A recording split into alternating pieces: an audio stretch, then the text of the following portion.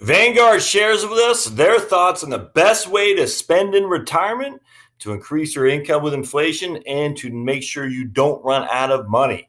That's what we're going to talk about here today. Another Vanguard research report that I'm pretty fond of, and I think you will be too. So don't forget to subscribe, and as always, help me with a thumbs up or comment down below. That helps me with our YouTube algorithm. And the more the YouTube algorithm likes me, the more people get to watch the content. So everything you can do, if you enjoy the channel, would be helpful to me too. All right, so let's dive right into this. Another study from Vanguard. As you know, I'm a fond of Vanguard, and a lot of people are. And so comes from another subscriber to my website who has sent me this article. And this is from October 2013, which is good because the last one I just did on Vanguard was in June of 2008. So this is a little bit more recent, 5 years old. But what I like about it is it takes into account the Great Recession turmoil from October 2007 to March 9th of 2009 as well. So just Vanguard does such good studies. I tell you, I can't wait till the next one I show you here on the Vanguard 2019 Outlook. Oh, man, that report, I mean, I live by that sucker. Every year they do report the Vanguard Economic Outlook for the following year. It's just fundamentally awesome.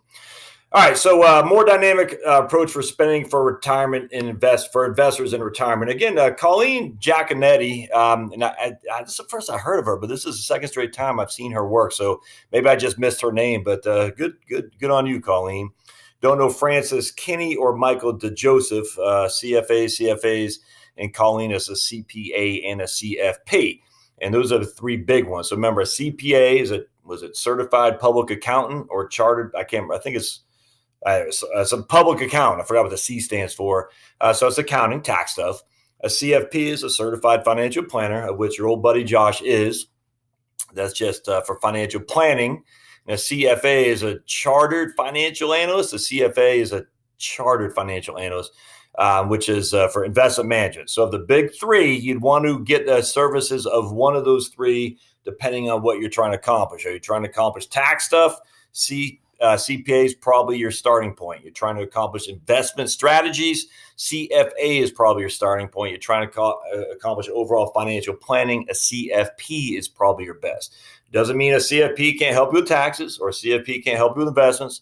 Doesn't mean a CFA can't help you with financial planning or a CPA can't help you with investments. But when it comes down to it, their bread and butter for a CPA is taxes, a CFP is financial planning, and a CFA is investments. And I would assume that you would recognize it, but that you're talking to somebody who's one or of those designations that they label that is their respective area of expertise. Right.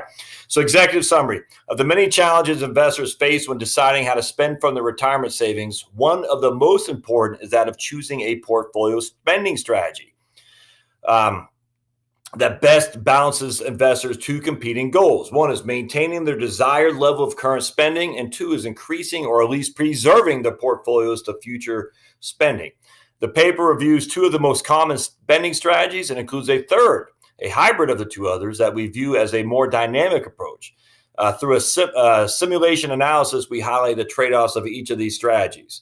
We conclude that although adopting an appropriate strategy is important, the key ingredient in a long-term spending plan is flexibility. The more investors can tolerate some short-term fluctuations in spending, the more likely they are to achieve their long-term goals. Couldn't agree with that more. All right, so I'm going to just dive into this right here and show you I'm going to go over the three strategies. There are three different strategies. They have 10,000 Monte Carlo analyses of each. Figure 1 provides a high-level rundown of the three spending strategies. To illustrate the trade-offs of the three approaches, we simulated 10,000 potential scenarios for each, using the Vanguard Capital Markets model to estimate future returns for broad asset classes. Each scenario generated a cash flow based on the following assumptions. And here are the assumptions. Again, another 35-year time horizon. In this case, a portfolio allocation, essentially the Vanguard Moderate Life Strategy Fund, which would be 50% stocks, 50% bonds. In this case, you got 35% of the 50% stocks, U.S., 15% international, 40% of the bonds to U.S. bonds, and 10% international, and rebalanced annually. Starting balance is $1 million, and the first year spending is 4% of the portfolio, $40,000, and they aren't taking taxes out. All right. And that's always a bugaboo of mine. I don't blame Vanguard for that. They're saying taxes should be part of your spending needs for sure. But they're saying taxes are assumed to be paid from the withdrawal amounts. And notice they aren't taking fees either. So if we put taxes and fees on there, you get walloped quite a bit. But just for the time being, we'll use what we got here because I like it. It's good. This is a good model, good paper, actually. And whoever sent this to me, kudos on you because I like this. I missed it. So I like it. All right. So the three scenarios are dollar amount grown by inflation. We calculate a dollar amount in the first year. In this case, it's $40,000, and we adjust it each year with inflation.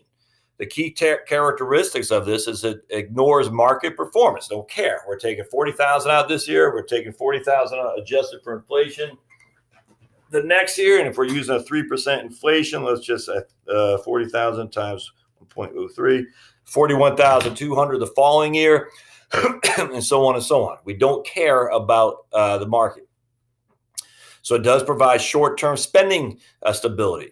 Long-term effect on the portfolio can be unpredictable because as we take increasing amounts each and every year for inflation, well, what happens if the market gets hammered like we've seen in the last 15, 20 years?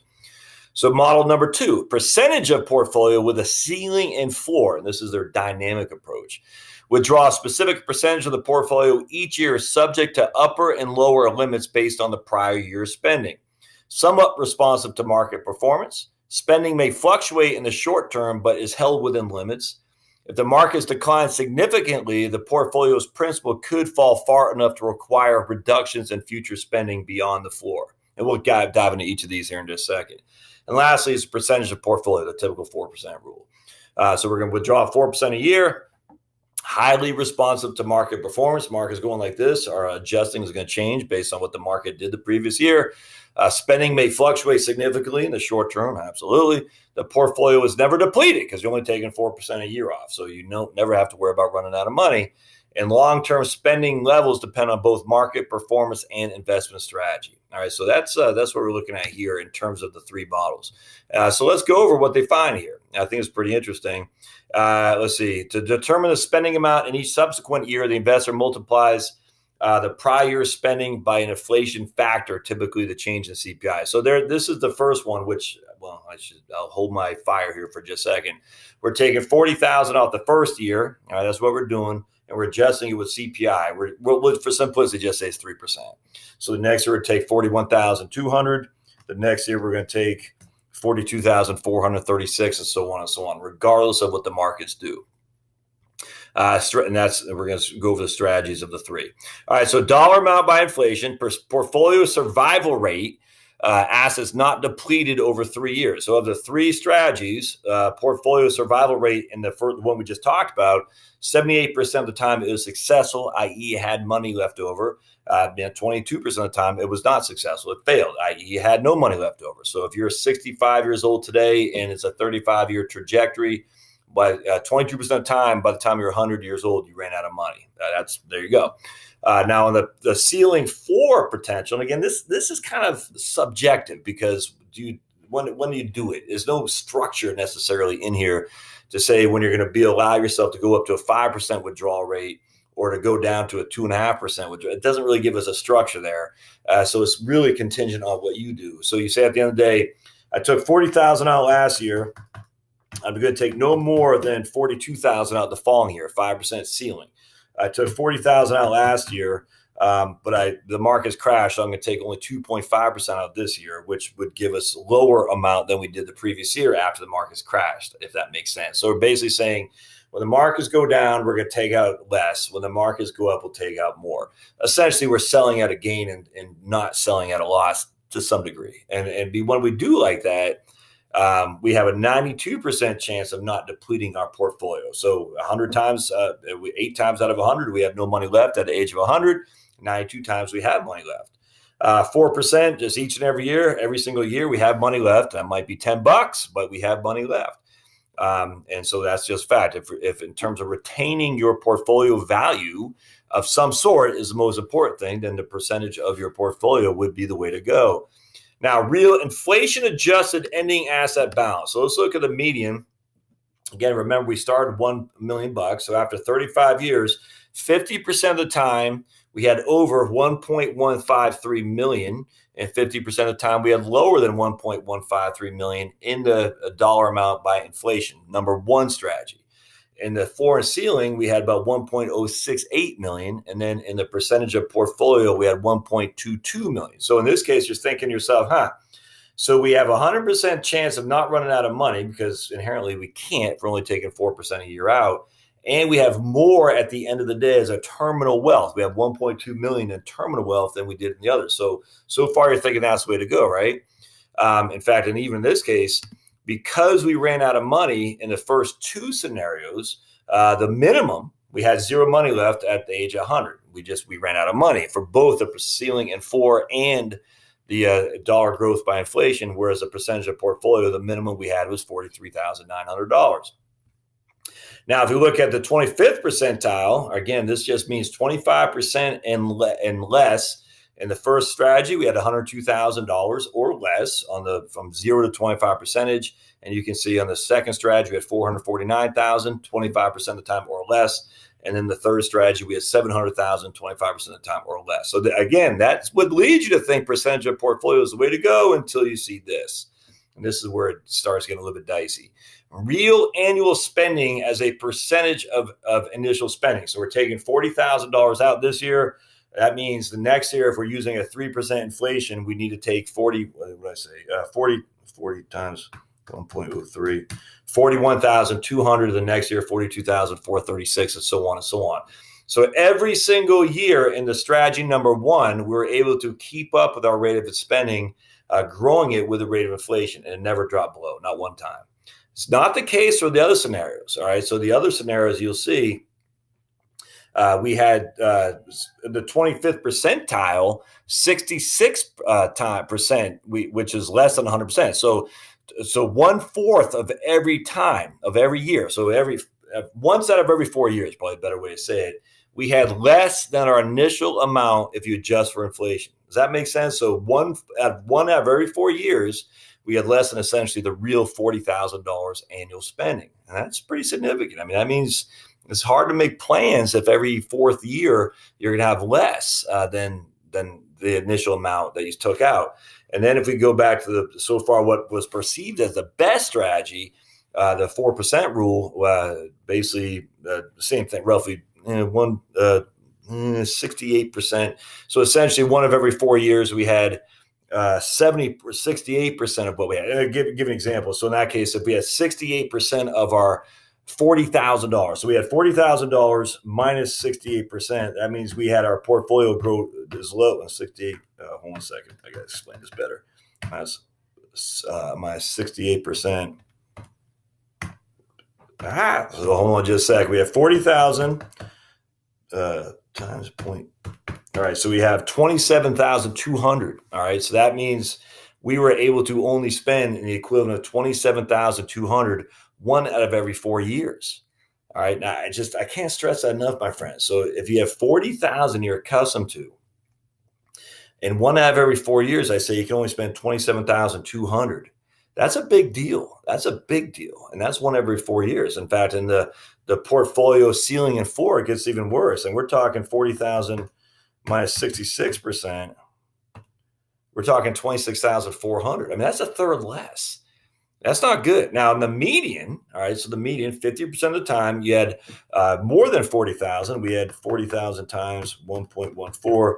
We're able to spend, I hate to say on average, but 50% of the time or more, we're able to spend 45,600, whereas 50% of the time, we had to spend less than 45,600. So that's good. I mean, that gives you more of an upside, but also gives you a pretty significant downside. I mean, one of every 4 years, my friends, for significant drops in your income. And I'm not a fan of that. And here, look, percentage of time real spending drops below initial spending. So only 6% of the time in strategy one did it drop below initial spending. And that's because you ran out of money. 45% of the time did drop in strategy two. And again, because you ran out of money and because of market volatility. 48% in strategy three. So percentage of time, so basically half the time, the portfolio went below at some point, your initial $40,000. I mean, again, it could be $39,999, but at some point, Half the time it did. It fell below the $40,000, which is, I don't think that's good. And then on top of that time, the half the time it fell below the real spending from $40,000 he started with. 1 every 4 years, you were spending 68% less. 32% less. So I'm not a fan of that at all. And so they talk more about percent. They talk about the different strategies in here and everything. So I wanted to point something else out. Yeah, right here. I wanted that survival rate. Yeah. Okay. Conclusion. I wanted to point something else out. Yeah, right here. All right. So this is the initial withdrawal rates with an 85% survival of hypothetical portfolio. All right. So we're taking a dollar amount by inflation. All right. So we got, if you're going to live for 30 years and you want an 85% likelihood of survival and you're invested 50-50 stocks to bonds, you can take out 3.9% a year to have a 85% chance, or 3.9%, I should say, in the first year. So if you got $1 million, you could take out $39,000 in that first year. And then each and every year adjust it for whatever the rate of inflation you're using. And you're going to have an 85% chance of not running out of money. If you make it a little bit more aggressive, you go from 39,000 to 40,000 and not run out of money other than 15% of the time. If you make it a little bit less aggressive, conservative, 20% bonds, 20% stocks, 80% bonds, you can take 35,000 out without much of a risk of running out of money, just 15 times out of 100. Now, if you do the ceiling at 4, though, and you live for 30 years, you can increase your money to 49,000 in a moderate portfolio, which means that you can take 49,000 the first year and only have an 85% success rate that you don't run out of money. So that's pretty good. That just shows you the inflation adjusted amount on a moderate portfolio. You can take 39,000 out and have an 85% success rate. The ceiling 4, you can take 49,000 out off that million and have an 85% success rate with a moderate portfolio for 30 years. And then then it doesn't matter. The other one is 4% a year, and you're never going to run out of money because you're only taking 4% a year, because the 4% rule just says 4% of the portfolio. When are you never going to run out of money? The answer is never, because you're only taking 4% of whatever the value is. That's it. You're not 4% the first year, adjusting each and every year with inflation. You're taking 4% out. And that's all you're going to do. Whatever the portfolio is worth the previous year, you're taking 4% out. Market goes way up, market goes way down. You look at your annual end of year balance, you're taking 4%. And because of that, we know for a fact, if you stick to that, you will never run out of money. You'll have a terminal value. Now, again, this does include taxes, does not include fees. In the Vanguard, they use the capital markets in terms of their projections going forward. And in my next video, I'm actually going to share what their projections are going forward. They do use historical numbers, I should say, from 1926 to 2012, which is good. So there is some history there. And that's good. I'll show you the projections going forward. I'm sorry. The next video, when I use their 2019 economic outlook. And then they kind of talk about, this is a little bit confusing, but they talk about how the floor would work if you start with $40,000 and you took 2.5% off, your next year would be 39,000. Or if you took 5% ceiling, your next year spending would be 42. That's a little bit way too confusing. No one's going to do that. No one's going to do it. So what's my take? And they're using a 3% inflation, by the way. My take is this one by far and away. They take the 4% the first year. I'll show you right here. You take the 4% the first year and adjust each year with inflation, i.e. the 4% rule, without question. Simply because, yes, there is a 22% chance that you might not survive your portfolio. Man, at 100 years old, I am telling you, you're not spending the same amount of money you did when you're 65. It's just not happening. The vast majority of us will either die before then or be spending a whole lot less. Yes, there is some people who spend a whole lot more. I get it. The vast majority of us, that just won't be. And so I like this because it says I have income stability and I still have pretty significant terminal wealth here. I mean, between the three, the terminal wealth is all within spitting distance, all over the initial starting amount for sure. And if the market goes real well, I'm kicking butt and taking names. I got 3.1 million, whereas everybody else has basically $1 million less. So everybody else is 50% less than what I have, or 33% less than what I have. And I don't care about the maximum. Yes, there is a risk of run out of money. Absolutely. And what I just say is at the end of the day, if you're down to your last $40,000 and you're only 82 years old and you're still saying, heaven forbid, I'm going to take my 40,000 out. That's real money because Josh on YouTube said I should. I would say that's foolish, but that could happen. You could run out of money, but who is more important? Make sure you're taking care of you or taking care of your terminal wealth to your heirs. And I'm just telling you, it's taking care of you. Don't fight coach so your heirs can fly first class. It doesn't make sense. And as you can see here, the 4% rule adjusted with inflation allows us to keep 100% of our spending real. That's what we want to see. And the only time it drops below that real spending is when we lose money and run out. Well, how do you solve that? Don't run out of money. How do you not run out of money? You look at your portfolio and say, man, I start with $1 million. It's down to 400,000. I better cut back, tighten my belt. Not rocket science here, my friends. But the idea that you're going to sit there and say, oh, I'm going to take out 26,000 this year, even though 2 years ago I had 40,000. That's not going to happen. No one's going to do that. No one's going to take out 33% less once every 4 years. So of the three models, by far and away, the 4% rule, whatever the rule you want to use, but the certain amount you start with and adjust each year with inflation inherently makes sense to me. So I hope you like this, and stay tuned for the next video I do on the Vanguard capital markets look ahead forecast for 2019. My favorite research paper. I look forward to every year. I'm looking forward to sharing that. Subscribe. Go to the blog at heritagewealthplanning.com. And of course, comments always help me as well. And we'll see you next time. Thanks, guys.